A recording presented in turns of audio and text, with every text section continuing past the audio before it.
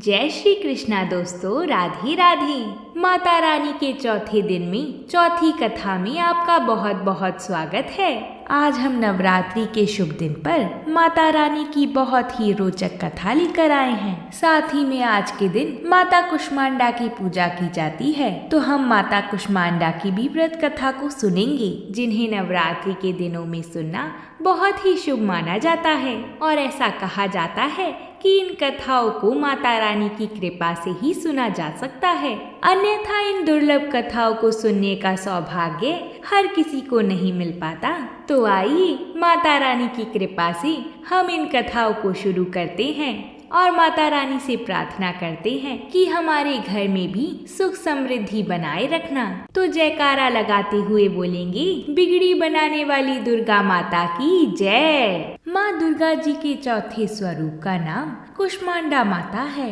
अपनी मंद मंद हल्की मुस्कान के साथ अंड अर्थात ब्रह्मांडों को उत्पन्न करने के कारण इन्हें कुष्मांडा देवी के नाम से जाना जाता है। जब सृष्टि का अस्तित्व नहीं था, चारों ओर अंधकार ही अंधकार परिव्याप्त था, तब इन्हीं देवी ने अपनी मंद मुस्कान के साथ ब्रह्मांडों की रचना की थी।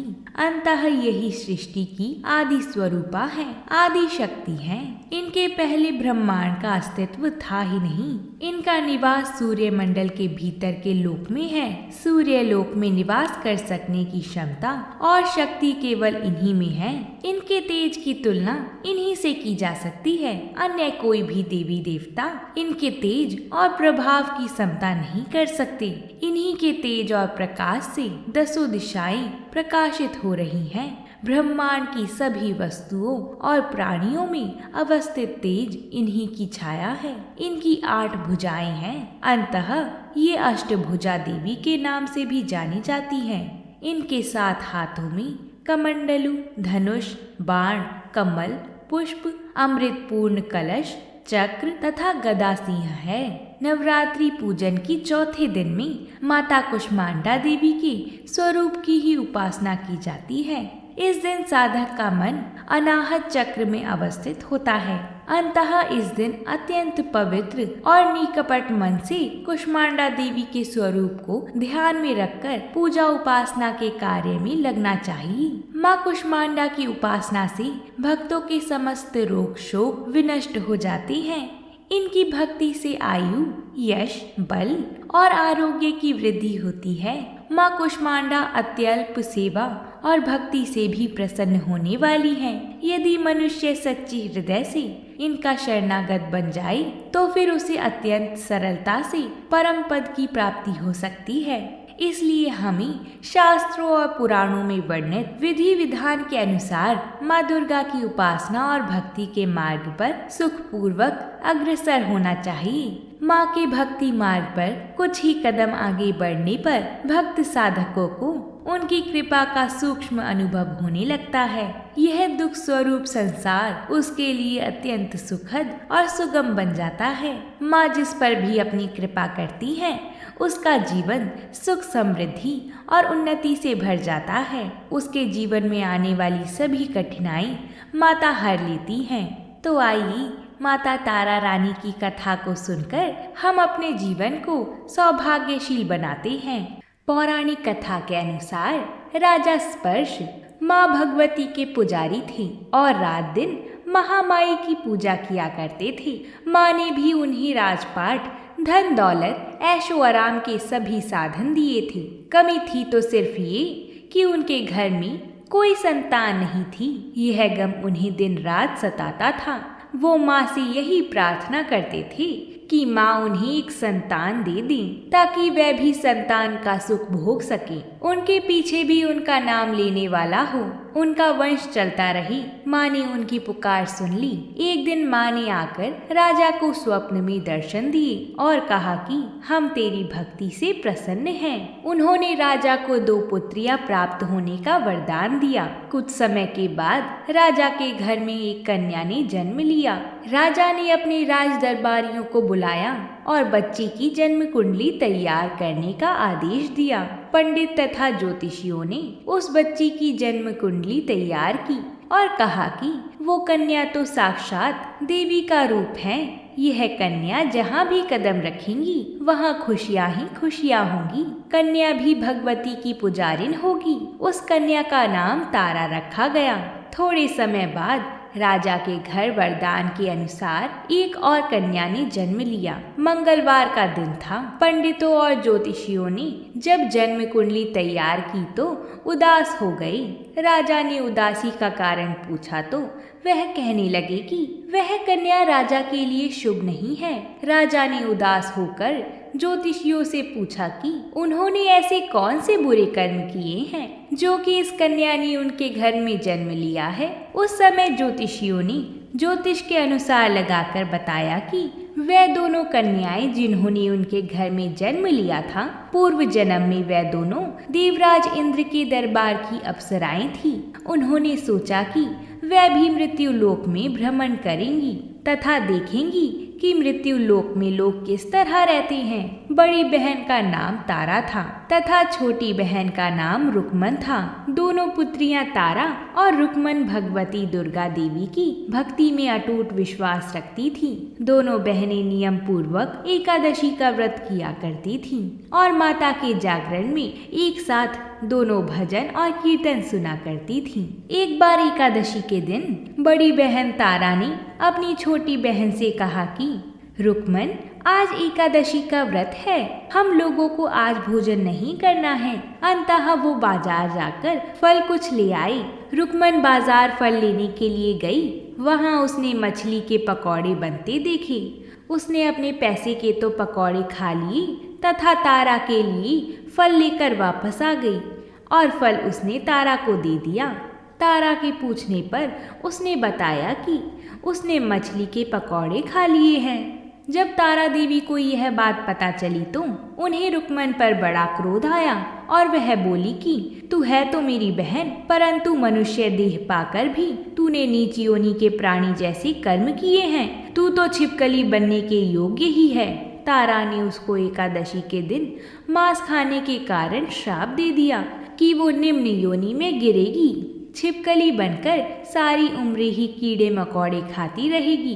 बड़ी बहन के मुख से निकले शब्दों को रुकमन ने स्वीकार कर लिया और साथ ही प्रायश्चित का उपाय पूछा।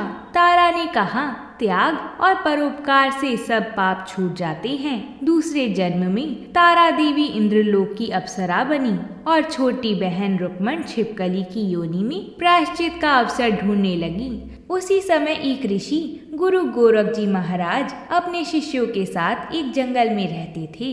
उनके शिष्यों में एक शिष्य तेज स्वभाव तथा घमंडी था। एक दिन वो घमंडी शिष्य पानी का कमंडल भरकर खुले स्थान में एकांत में जाकर तपस्या पर बैठ गया। वो अपनी तपस्या में लीन था।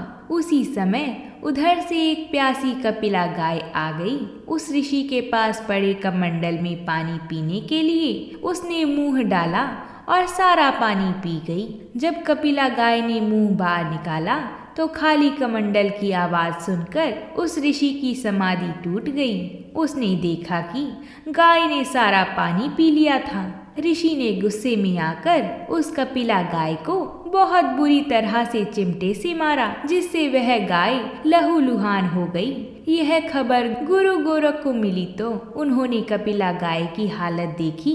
उन्होंने अपने उस शिष्य को बहुत बुरा भला कहा और उसी वक्त आश्रम से निकाल दिया। गुरु गोरख जी महाराज ने गौ माता पर किए गए पाप से छुटकारा पाने के लिए कुछ समय के बाद एक यज्ञ करवाया। इस यज्ञ का पता उस शिष्य को भी चल गया जिसने कपिला गाय को मारा था। उसने सोचा कि वह अपने अपमान का बदला जरूर लेगा। यज्ञ शुरू होने पर उस शिष्य ने एक पक्षी का रूप धारण किया और चोंच में सर्प लेकर भंडारे में फेंक दिया, जिसका किसी को पता न चला। वह छिपकली जो पिछले जन्म में तारा देवी की छोटी बहन रुकमन थी तथा बहन के श्राप को स्वीकार कर छिपकली बनी थी, सर्प का भंडारे में गिरना देख रही थी। उसे त्याग और परोपकार की शिक्षा अब तक याद थी। वह भंडारा होने तक घर की दीवार पर चिपकी कई लोगों के प्राण बचाने हेतु उसने अपने प्राणों को न्यौछावर कर देने का मन ही मन में निश्चय कर लिया था। जब खीर भंडारे में दी जाने वाली थी, तब बांटने वालों की आंखों के सामने ही वह छिपकली दीवार से कूदकर कढ़ाई में जा गिरी। लोग छिपकली को बुरा भला कहते हुए खीर की कढ़ाई को खाली करने लगते हैं। उन्होंने उसमें मरे हुए सांप को देखा, तब जाकर सबको मालूम हुआ कि छिपकली ने अपने प्राण देकर उन सब के प्राणों की रक्षा की थी। उपस्थित सभी सज्जनों और देवताओं ने उस छिपकली के लिए प्रार्थना की कि उसे सब योनि में उत्तम मनुष्य जन्म प्राप्त हो तथा अंत में वह मोक्ष को प्राप्त करे। तीसरे जन्म में वह छिपकली राजा स्पर्श के घर कन्या के रूप में जन्म लेती है। दूसरी बहन तारा देवी ने फिर मनुष्य जन्म लेकर तारामती नाम से अयोध्या के प्रतापी राजा हरिश्चंद्र के साथ विवाह किया। राजा स्पर्श ने ज्योतिषियों से कन्या की कुंडली बनवाई। ज्योतिषियों ने राजा को बताया कि कन्या आपके लिए हानिकारक सिद्ध होगी, ऐसा होना ठीक नहीं है, अंततः वह उसे मरवा दे। राजा बोले कि लड़की को मारने का पाप बहुत बड़ा होता है, वह उस पाप का भागी नहीं बन सकती। तब ज्योतिषियों ने विचार करके राय दी कि राजा उसे एक लकड़ी के संदूक में बंद करके ऊपर से सोना चांदी आदि जड़वा दे और फिर उस संदूक के भीतर लड़की को बंद करके नदी में प्रवाहित कर दे। सोने चांदी से जड़ा हुआ संदूक अवश्य ही कोई लालच में आकर निकाल लेगा और राजा को कन्यावध का पाप भी नहीं लगेगा। तब ऐसा ही किया गया और नदी में बहता हुआ संदूक काशी के समीप एक भंगी को दिखाई दिया, तो वो संदूक तो नदी से बाहर निकाल लाया। उसने जब संदूक खोला तो सोने चांदी के अतिरिक्त अत्यंत रूपवान कन्या दिखाई दी। उस आदमी की कोई संतान नहीं थी। उसने अपनी पत्नी को वह कन्या लाकर दी तो पत्नी की प्रसन्नता का ठिकाना ना रहा। उसने अपनी संतान के समान ही बच्ची को छाती से लगा लिया। भगवती की कृपा से उसके स्तनों में दूध उतर आया। पति पत्नी दोनों ने प्रेम से कन्या का नाम रुक्को रख दिया। रुक्को बड़ी हुई तो उसका विवाह हुआ। रुक्को की सास महाराज हरिश्चंद्र के घर सफाई आदि का काम करने जाया करती थी। एक दिन वह बीमार पड़ गई तो रुक्को महाराज हरिश्चंद्र के घर काम करने के लिए पहुंच गई। महाराज की पत्नी तारामती ने जब रुक्को को देखा तो वह अपने पूर्व जन्म के पुण्य से उसे पहचान गई। तारामती ने रुक्को से कहा कि वो उसके पास आकर बैठी। महारानी की बात सुनकर रुक्को बोली कि वो एक गरीब घर की है, भला वह रानी के पास कैसे बैठ सकती है। तब तारामती ने उसे बताया कि वह उसके पूर्व जन्म की सगी बहन है। एकादशी का व्रत खंडित करने के कारण उसे छिपकली की योनि में जाना पड़ा। जो होना था वो तो हो चुका है, अब उसे अपने वर्तमान जन्म को सुधारने का उपाय करना चाहिए और भगवती वैष्णो माता की सेवा करके अपना जन्म सफल बनाना चाहिए। यह सुनकर रुक्को को बड़ी प्रसन्नता हुई और जब उसने उपाय पूछा तो रानी ने बताया कि वैष्णो माता सब मनोरथ को पूरा करने वाली हैं। जो लोग श्रद्धा पूर्वक माता का पूजन व जागरण करते हैं उनकी सब मनोकामना पूर्ण होती है। रुक्को ने प्रसन्न होकर माता की मनौती मानते हुए कहा कि यदि माता की कृपा से उसे एक पुत्र प्राप्त हो गया तो वो माता का पूजन व जागरण करेगी। माता ने प्रार्थना को स्वीकार कर लिया।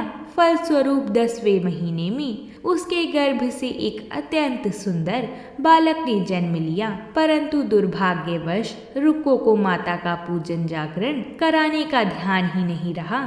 जब वह बालक 5 वर्ष का हुआ तो एक दिन उसे माता निकल आई। रुक्को दुखी होकर अपने पूर्व जन्म की बहन तारामती के पास आई और बच्चे की बीमारी का सब वृतांत कह सुनाया। तब तारामती ने पूछा कि उससे माता के पूजन में कोई भूल तो नहीं हुई। तब रुक्को को 6 वर्ष पुरानी बात याद आ गई कि मैंने तो जागरण और पूजन करवाया ही नहीं, और उसने मन में ही अपने अपराध स्वीकार कर लिए और फिर से अपने मन में निश्चय किया कि हे माता रानी, बच्चे को आराम होने पर इस बार अवश्य ही आपका जागरण और पूजन करवाऊंगी। भगवती वैष्णो देवी की कृपा से बच्चा दूसरे ही दिन स्वस्थ हो गया और बिल्कुल ठीक हो गया। तब रुको ने देवी जी के मंदिर में जाकर पंडित जी से कहा कि मुझे अपने घर माता का जागरण करवाना है। अंततः आप मंगलवार को मेरे घर पधार कर मुझे कृतार्थ करें। पंडित जी बोले, अरे रुको, तू यही 5 रुपए दे जा, हम तेरे नाम का यही जागरण करवा देंगे। लेकिन हम तेरे घर जाकर देवी जी का जागरण नहीं करा सकते, क्योंकि तू गरीब है, इसलिए हम तेरे घर में आकर देवी का जागरण नहीं कर सकते। रुको ने कहा, पंडित जी, माता के दरबार में तो ऊंच नीच का कोई भेदभाव नहीं होता, वह तो सब भक्तों पर समान रूप से कृपा करती हैं। अंततः आपको भी कोई ऐतराज नहीं होना चाहिए। इस पर पंडित जी ने आपस में विचार करके कहा कि यदि महारानी तारामती तुम्हारे घर जागरण में पधारेंगी तो हम भी आना स्वीकार करेंगे। यह सुनकर जब रुको महारानी के पास गई और सारा वृतांत कह सुनाया, तब तारामती ने जागरण में शामिल होने का आमंत्रण स्वीकार कर लिया। जिस समय रुको पंडित जी से यह बात कहने गई कि तारामती रानी जागरण में आएंगी, उस समय सायन नाई ने यह बात सुन ली थी और उसने महाराज हरिश्चंद्र को जाकर सूचना दे दी। राजा ने सायन नाई की बात को सुनकर कहा कि तेरी बात तो झूठी है, महारानी गरीब के घर जागरण में कभी नहीं जा सकती हैं। फिर भी परीक्षा लेने के लिए राजा ने उस रात अपनी उंगली में थोड़ा सा चीरे का निशान लगा लिया, जिससे राजा को नींद न आवे। जब रानी तारामती ने देखा कि अब जागरण का समय हो रहा है परंतु महाराज को नींद नहीं आ रही है, तो उसने माता वैष्णो देवी से मन ही मन में प्रार्थना की कि हे माता, आप ही किसी उपाय से मेरे महाराज को सुला दें ताकि मैं आपके जागरण में सम्मिलित हो सकूं। तब राजा को नींद आ गई तो तारामती ने रोशनदान से रस्सा बांधकर महल से उतरकर रुको के घर जागरण में जा पहुंची। उस समय जल्दी के कारण रानी के हाथ में रेशमी रुमाल तथा पांव की एक पंजेब रास्ते में ही गिर गई। उधर थोड़ी देर बाद राजा हरिश्चंद्र की नींद खुल गई। तब वह भी रानी का पता लगाने के लिए निकल गई। मार्ग में रुमाल और पायल उन्होंने देखी और राजा ने दोनों चीजें रास्ते से उठाकर अपने पास रख ली और जागरण वाले स्थान पर जा पहुंचे जहाँ जागरण हो रहा था। वहाँ एक कोने में चुपचाप बैठकर सब दृश्य देखने लगे। जब जागरण समाप्त हुआ तो सबने माता की आरती व अरदास की। उसके बाद प्रसाद बांटा गया। रानी तारामती को जब प्रसाद मिला तो उसने झोली में रख लिया। यह देखकर लोगों ने पूछा कि आपने प्रसाद क्यों नहीं खाया? यदि आप प्रसाद नहीं खाएंगी तो कोई भी प्रसाद नहीं खाएगा। रानी मुस्कुराते हुए बोली कि तुमने जो प्रसाद दिया है वह मैंने अपने महाराज के लिए रख लिया है, अब मुझे मेरा प्रसाद दो। अब की बार प्रसाद लेकर तारा रानी ने खा लिया। इसके बाद सब भक्तों ने माता का प्रसाद खाया। इस प्रकार जागरण समाप्त करके प्रसाद खाने के पश्चात रानी तारामती महल की ओर चल पड़ी। तब राजा ने आगे बढ़कर कहा कि तुमने गरीब घर का खाना खाकर अपना धर्म भ्रष्ट कर लिया है। अब तुम्हें मैं इस महल में कैसे रखूं? तुमने तो कुल की मर्यादा वह मेरी प्रतिष्ठा का भी कोई ध्यान नहीं रखा। जो प्रसाद तुम अपनी झोली में रखकर मेरे लिए लाई हो उसे खिलाकर मुझे भी अपवित्र करना चाहती हो? ऐसा कहते हुए जब राजा ने झोली की ओर देखा तब भगवती वैष्णो देवी की कृपा से प्रसाद के स्थान पर उसमें चंपा, गुलाब, गेंदे के फूल और कच्चे चावल और सुपारियां दिखाई दी। यह चमत्कार देखकर राजा आश्चर्यचकित रह गया। राजा हरिश्चंद्र तारा को महल में साथ लेकर लौट आए। रानी ने ज्वालामाई की शक्ति से बिना किसी माचिस या चमक पत्थर की सहायता से राजा को अग्नि प्रज्वलित करके दिखाई, जिसे देखकर राजा का आश्चर्य और बढ़ गया। राजा के मन में भी देवी के प्रति विश्वास और श्रद्धा जाग उठी। राजा ने रानी से कहा कि मैं माता का प्रत्यक्ष दर्शन करना चाहता हूँ। रानी बोली, महाराज, प्रत्यक्ष दर्शन पाने के लिए बहुत बड़ा त्याग होना चाहिए। यदि आप अपने पुत्र रोहिताक्ष की बलि दे सकें तो आपको दुर्गा जी के प्रत्यक्ष दर्शन हो सकते हैं। राजा के मन में तो देवी के दर्शन की लगन हो गई थी। राजा ने पुत्र मोह त्याग कर रोहिताक्ष का सर देवी के चरणों में अर्पित कर दिया। ऐसी सच्ची श्रद्धा और बलिदान देखकर दुर्गा माता सिंह पर सवार होकर उसी समय वहां प्रकट हो गईं और राजा हरिश्चंद्र दर्शन कृत्य की कृतज्ञ से मरा हुआ पुत्र रोहिताक्ष भी जीवित हो गया। यह देखकर राजा हरिश्चंद्र गदगद हो गए। इसके बाद सुखी रहने का आशीर्वाद देकर माता अंतर्ध्यान हो गईं। राजा ने तारा रानी की भक्ति की प्रशंसा करते हुए कहा कि हे तारा, मैं तुम्हारे आचरण से अति प्रसन्न हूँ। मेरे धन्य भाग है जो तुम मुझे पत्नी के रूप में प्राप्त हुई। इसके पश्चात राजा हरिश्चंद्र ने तारा रानी की इच्छा अनुसार अयोध्यापुरी में माता का भव्य मंदिर तैयार करवा दिया और सुख भोगने के पश्चात राजा हरिश्चंद्र, रानी तारा और गरीब रुक्को तीनों ही मनुष्य जीवन से छूटकर देवलोक को प्राप्त हुए। हे माता रानी, जिस प्रकार आपने दोनों बहनों पे कृपा करी, इसी प्रकार हम सब पर भी करना। सभी की संतान और घर परिवार को सुख शांति देना। माता रानी के जागरण में या उनके व्रत में तारा रानी की इस कथा को जो कोई मनुष्य विधि पूर्वक पढ़ता है या सुनता है, उसकी सभी मनोकामना पूर्ण होती हैं। सुख और समृद्धि बढ़ती है, शत्रुओं का नाश होता है और सर्व मंगल होता है। तो बोलिए माता रानी की जय। जिसने भी इस कथा को पूरा सुना हो वो कमेंट में जय माता दी जरूर लिख कर जाएं, जिससे हमें पता चलेगा कि आप सभी को ये कथा अच्छी लगी है और आप सभी हमें ऐसे ही सहयोग करते रहेंगे। हम ऐसे ही आप सभी के लिए व्रतों से जुड़ी कथाएं लाते रहेंगे। प्रेम से बोलिए जयकारा शेरा वाली दा, बोल सांचे दरबार की जय।